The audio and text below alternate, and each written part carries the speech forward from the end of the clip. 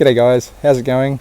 So in last week's reptile room tour video I mentioned how my turtle pond filter wasn't working and it was out of order. So in this video I'm actually going to install a new filter and get rid of the homemade DIY job that maybe I bodged up a little bit too far, and we're going to install a Pond 1 Claritec 3000 instead. So a couple of reasons for doing this. I'm a little bit lazy, and with spring coming around the corner as well, having the UV in there and keeping the pond nice and clear is not a bad idea. Also, in the kind of next or the near future, chances are that Danny and I are probably going to be moving from where we are at the moment. So having a filter like this, which I can just probably put a couple of taps on the hoses and pick up, put in the back of the car and take away, is probably going to be a lot easier than moving a DIY job. So anyway, we're actually going to give the turtle pond a bit of a clean as well, kind of get rid of some of those weeds and stuff that's hanging around in there, and get this filter in.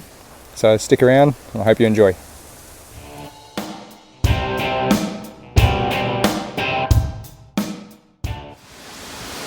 So another benefit of actually using one of these filters is it's got like a backflow option as well, so to get water out of the pond and give it a water change is way easier. It's a simple turn of the switch, and then you can just use another hose to backflow it to wherever you want to. It also cleans out a bit of the debris in the filter at the same time. So yeah, you know, for the money you pay for one of these things, I think it's going to be worthwhile.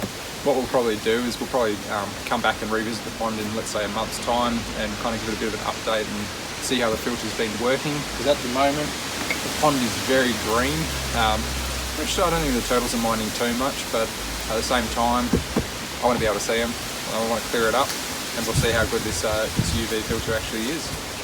But first things first, I'm going to get in, probably just do a little time lapse, and we'll clean all these weeds and things out of you and give it a bit of a makeover. I'll dismantle the existing pond filter as well, and we'll get rid of that, and then we'll look at how we go about putting this in. All right.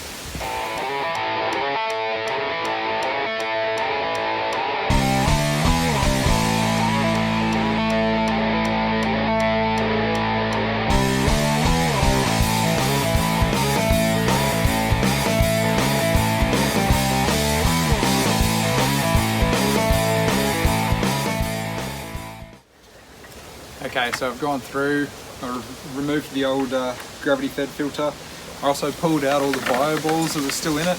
These were all still in water, and they don't really smell like the water's gone too bad or anything like that. So what we're going to do is we're actually going to seed the new filter with these bio balls that have already got the existing good bacteria on them. And we'll also use some of the new sponges and stuff that are contained in the filter itself. The other thing that I am going to use that's already existing is my pond filter, so the actual pump itself.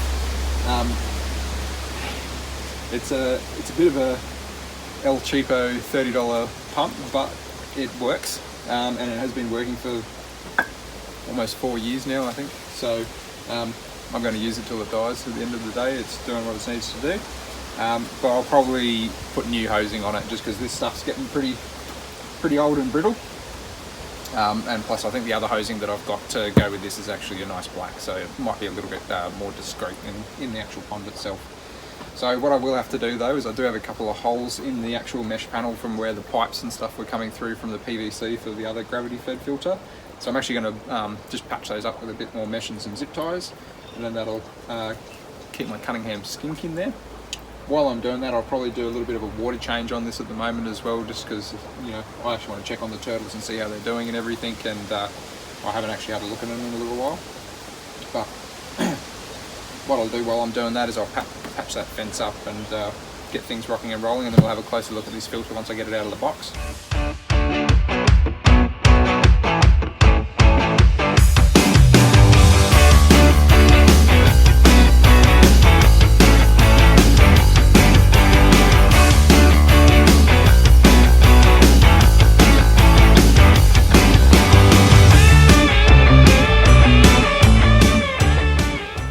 So it might be a little bit hard to see through the actual reflection of the sun on this, but the water is pretty green. It has been sitting still for probably about a month or so. So anyway, we're just still draining the pond out a little bit. It's a good opportunity to do a bit of a water change, make it a little bit easier to catch the turtles and just give them a bit of a look over and make sure they're nice and healthy. Once we get going, I'll open up this box and we'll have a look at this filter. Okay, so I found my first little turtle out for a health check. This is one of my little sauries. He was, I definitely think it's a boy.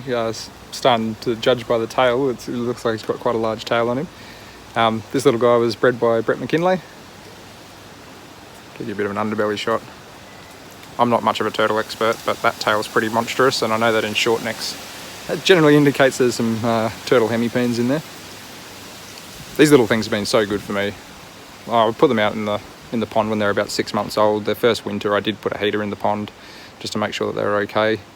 But yeah, they're such hardy little turtles, and they've got such brilliant little patterns on them too. Looks like he's going through a bit of a shed. He's got a couple of scoots that are kind of loosening up now. Anyway, I thought I'd give you a closer look at one of my little guys here. And I'll get the other ones out and give them a check over. Here's one of my little long necks. This little fella was a bit of a rescue from work. Somebody no longer wanted this guy, and he was there for a few months, and he had just such a good personality that, you know, a little adoption fee of $30 or something like that. Couldn't say no to him. Such a dark little individual though. He's very black. His whole carapace and his shell and everything's very, very dark. You can see he's got like a little bit of a nick out of his shell up the top there. Funnily enough, that was actually more prominent when he was a little bit younger, a little bit smaller.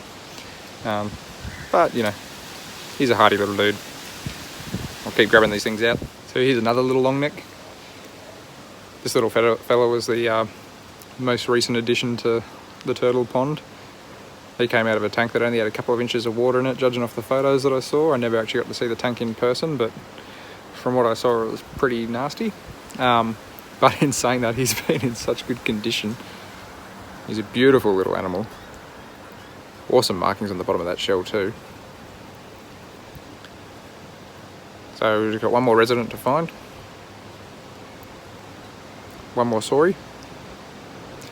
Then I'll get this filter in and get this pond filled up. I'll go from there. Here's my last little river monster. My last little saury. This one's actually quite dark on the belly as well. Unlike the other one's a little bit brighter.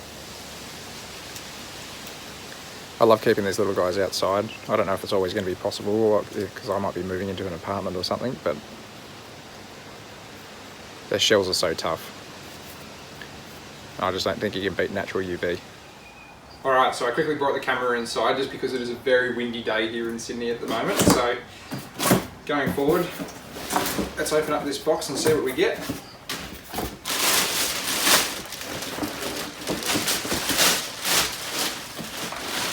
So we get the actual canister part of the filter itself, which I believe will contain about 15.5 litres of water. So for my little pond, that'll be a total of 515 litres of water that I'll be dealing with.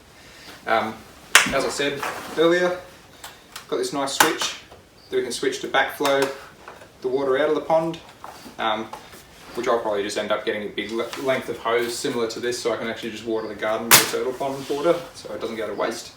And then we've got an area for our UV clarifier to go into there.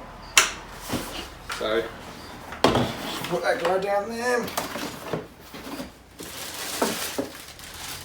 So the actual length of the cord for the UV part of the unit as well is, I believe, 10 metres. So that'll, I mean, I don't need that much length. That's plenty of room for me. Put that down there.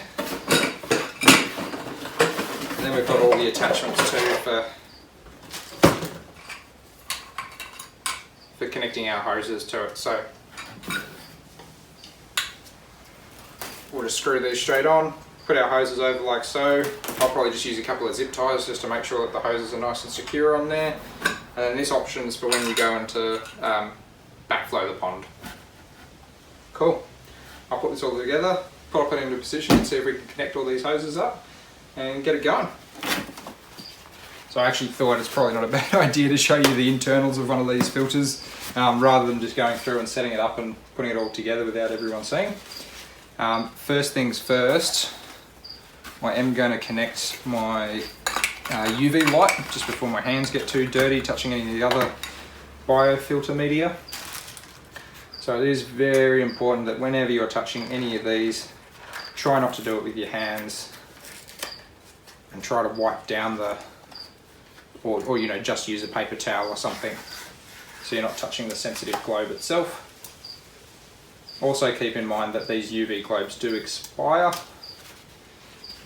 so you do need to replace them from time to time.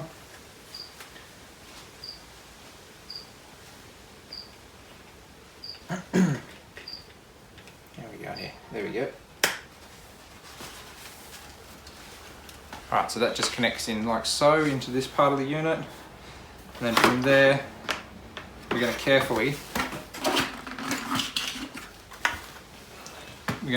insert it into the housing and screw this shut. Pretty simply done. Again, just take care not to touch the globe. The last thing you want to do is actually cause any imperfections in that. I'm getting tight now. Perfect. That's nice and tight as well. Don't need to overdo it, just a nice hand tightness. Alright, so that's in. That's nice and safe. Now, it does come with a biomedia basket, which just kind of unscrews, I think. Here we go, it'll prove me wrong. I think it's just some of the stuff getting in the way. There we go. Cool, so what we're actually going to do is we're going to replace this with our existing bio balls that have already got the good bacteria in it. Alright, so I've been putting the basket in wrong. That'll explain that problem. I have to make sure that it lines up properly with the little grooves in the tabs there.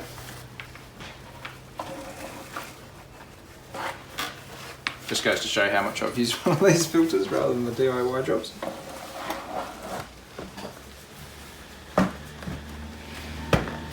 Alright, now that is sitting together a lot nicer.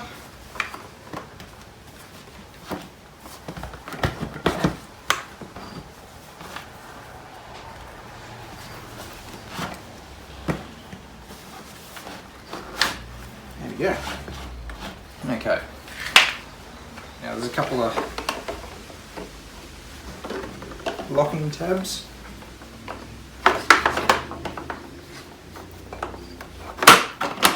That come into play at the front of the filter there.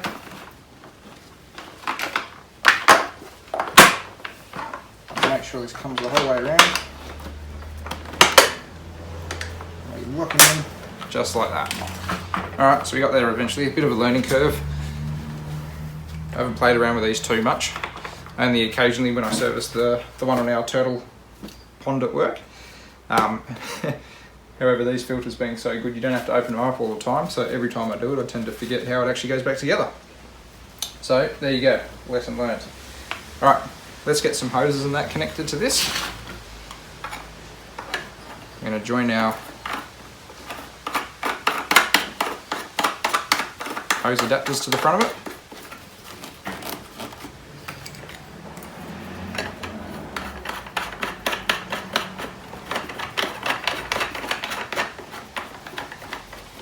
Just like so, nice and snug.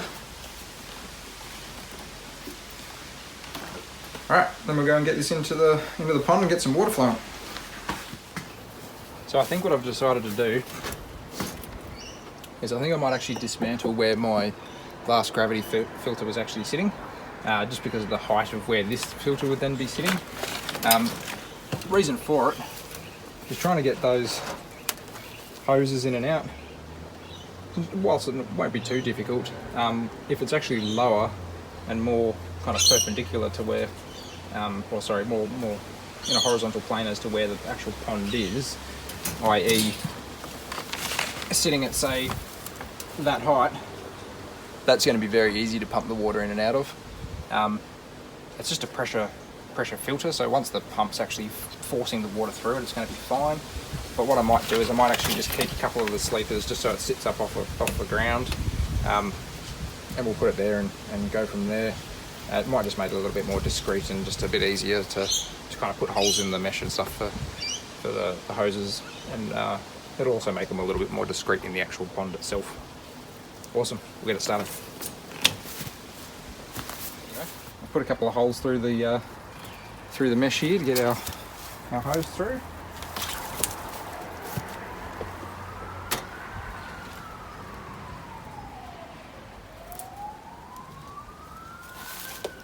Actually a little bit too small. That's an easy fix.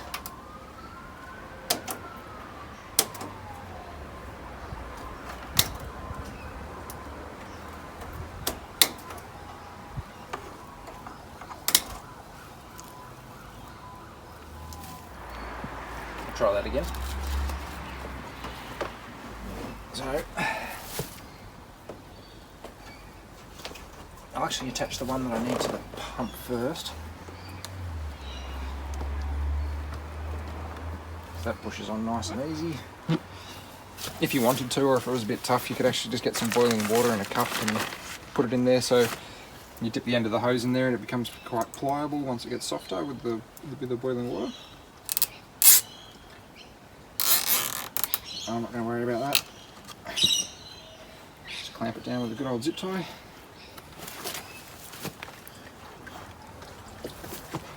Just going to measure up about how much length I'm going to need. Beautiful. Can always leave it with a bit of spare. I'm just going to use an old razor blade. Cut the hose.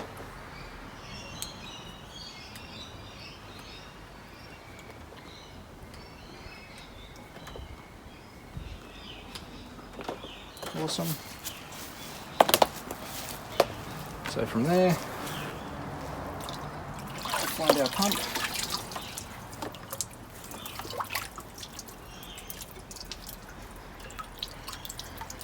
Repeat the process.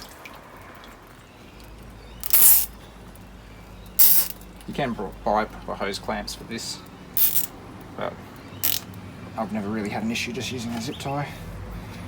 So for now, that's all I'm going to do. Just make sure it's a decent zip tie. Occasionally, if you're going to service your equipment, put a new one on there. I'm just going to repeat the process. Put another one on for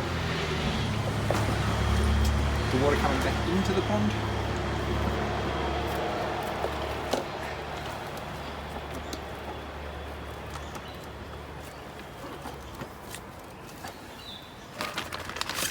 Zip tie.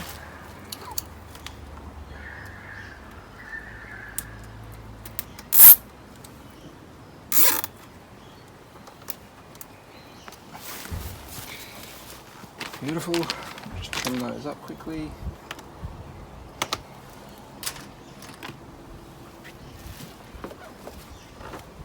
And I'll turn that around.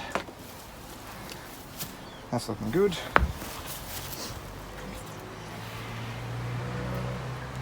Not 100% sure how long I want this outlet hose to be right now. So what I might do is I might just thread it down under this side somewhere.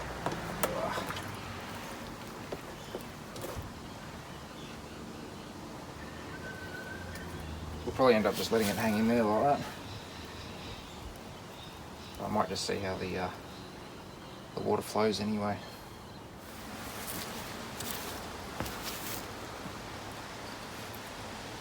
So now I'm just going to go back through and place all my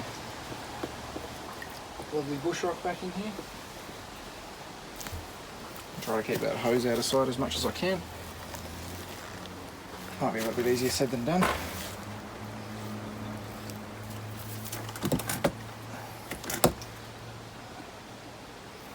I like having this big bit of rock here. Gives that Cunningham skink somewhere to get out onto, have a bit of a bask.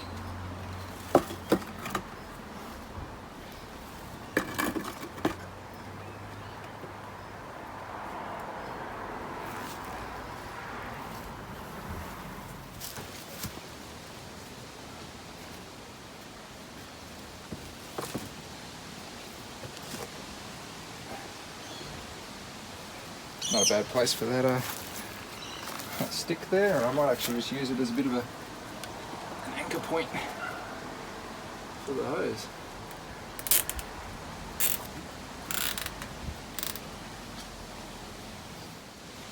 Okay, so we're all connected up. I'm just going to go and turn on the power to the pump and the UV, and we'll get it started. Okay, so we've got the garden hose filling it up. I'm actually going to add my dechlorinator in right now. So we've got prime for this. It's made by Chem. 5 mils or a capful will treat 200 litres. So I don't mind overdoing this. I'm going to treat for 400 just to be sure. So that's done. Next thing I'm going to do is I'm actually going to grab my bucket here. Got some rock salt in there for these guys. Just going to fill that up a little bit just so this salt actually dissolves. Cool. Just going to leave that to mix around and dissolve a bit further in there. Now, if you remember from my last filter build, I chucked a big bag of cow grit in there. It's looking a little bit dirty and it doesn't fit into this new filter. So the benefit to cow grit is you can actually chuck it straight in the pond with the turtles. It's going to be perfectly fine for them.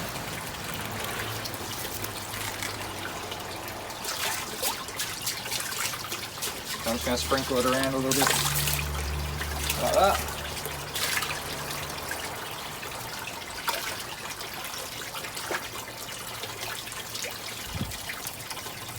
Awesome.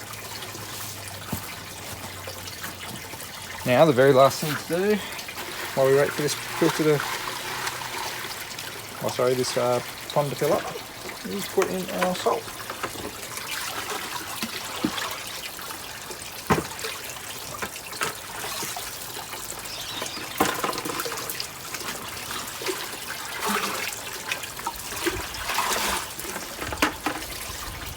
Right, so now we're just going to play the waiting game. And while we're playing that game, I'm going to shut this lid just so my Kungam stink doesn't get out.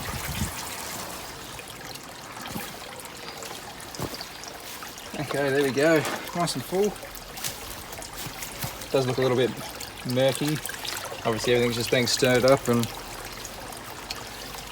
getting all the garbage up through the pipes and everything. And something I am going to do and add in here is actually the water plant that I did have growing in my other filter.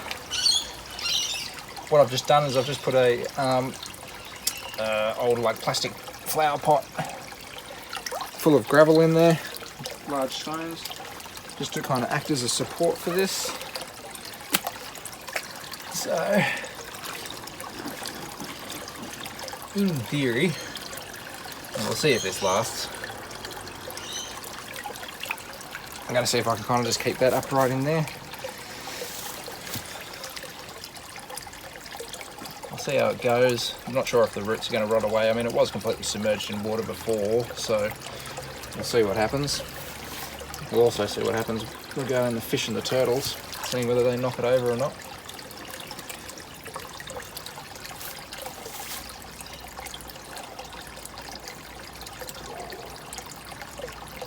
Not 100% certain how it's going to work, but all we can do is try. So hopefully that phone just keeps taking off in there.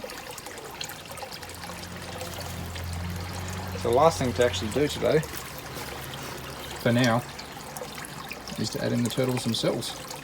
So we'll get the saw shells up and away first. I'll let them dive into here by themselves.